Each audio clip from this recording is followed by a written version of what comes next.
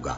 وہ لوگ بھی کافر ہیں جو اس بات کے قائل ہیں کہ اللہ تین میں کا تیسرا ہے، حالانکہ اس معبود یکتا کے سوا کوئی عبادت کے لائق نہیں۔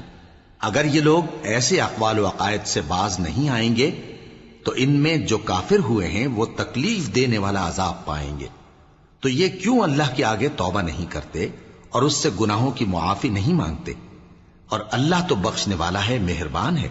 مسیح ابن مریم تو ایک پیغمبر ہی تھے، ان سے پہلے بھی بہت سے رسول گزر چکے تھے، اور ان کی والدہ مریم اللہ کی ولی اور سچی فرما بردار تھیں۔